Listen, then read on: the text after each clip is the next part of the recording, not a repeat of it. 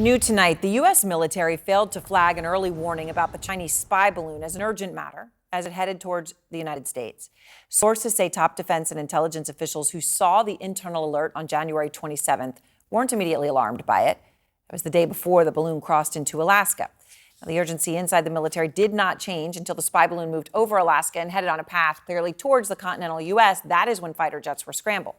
Now, all of this news coming a day after President Biden called out the Chinese President Xi Jinping during the State of the Union address. Let's be clear. Winning the competition should unite all of us. We face serious challenges across the world. But in the past 2 years, democracies have become stronger, not weaker. Autocracy has grown weaker, not stronger. Name me a world leader who changed places with Xi Jinping. Name me one. Name me one. Selena Wang is out front in Beijing. Selena, pretty incredible, right? Name me what the passion, the force behind that, pointing, and how was that seen by Xi Jinping and the Chinese government? What's the response? Yeah, Aaron, I mean, that was probably one of the most fiery parts of the speech. He was practically shouting by the end of it. And Beijing's response to the speech has been that the U.S. is smearing China under the, quote, pretext of competition. And so really, in addition to directly calling out Xi Jinping, Biden had also really underscored this rhetoric that autocracies have grown weaker around the world. And we've seen his administration really pose this challenge as autocracies versus democracies. Now, China's Ministry of Foreign Affairs, in response to the speech, also said that they don't want the entire U.S.-China relationship defined by competition. From Beijing's perspective, that speech underscores their view America is trying to keep China down and contain its rise. They really see Biden as building on top of former President Donald Trump's harsher stance on China. They've seen the Biden administration drop these broad new laws and policies that challenge China's influence. For instance, those sweeping restrictions from the Biden administration that chokes off China's access to advanced computer chips and stronger alliances between the U.S. and other countries that they see as anti-China. Interestingly, also during a speech, Biden talked about investing in semiconductor production at home, bringing back supply chains. Beijing accused the U.S. of undermining global supply chains. Aaron. All right. Selena Wang, thank you very much. Live from Beijing. And I want to go now to the retired Army Lieutenant General Mark Hertling. And General Hertling, you know, the context around this is all this new reporting we're getting on the spy balloon, I guess, for lack of a better word, program of China. The State Department confirming today that this Chinese surveillance program extends far beyond the United States. What more can you tell us about it? Well, you know, first, Aaron, I'll go back to what you said at the very beginning about the military failing to flag the balloon going over Alaska as an urgent matter. I'm not sure I agree with that. You know, the tipper that some of our reporters talked about in a recent article in .com talked about information that was provided to the command about this balloon coming across the Aleutians and going into Africa.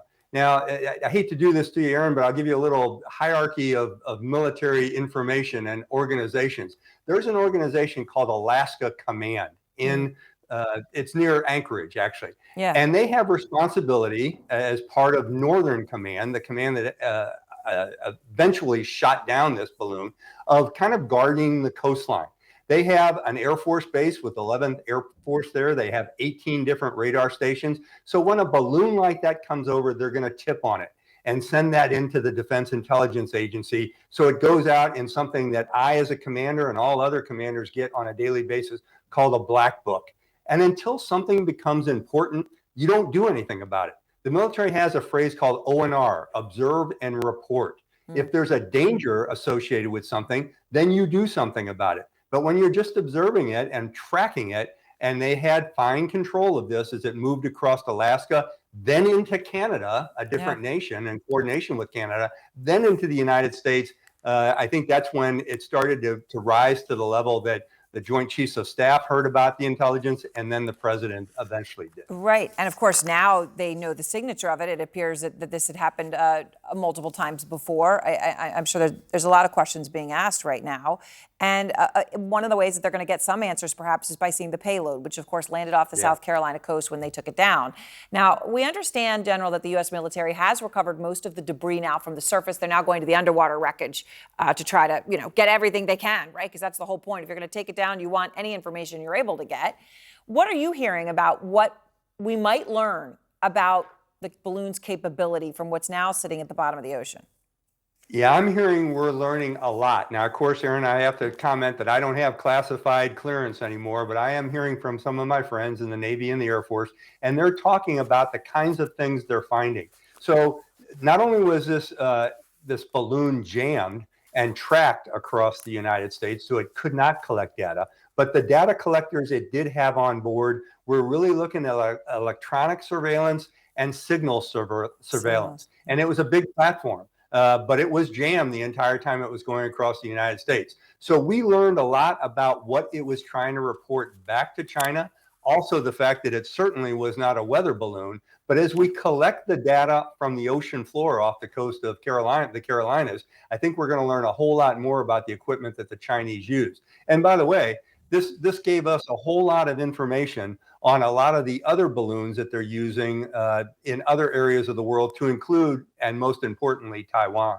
Yeah, absolutely. All right, General Hertling, thank you so much and for sharing all that new information.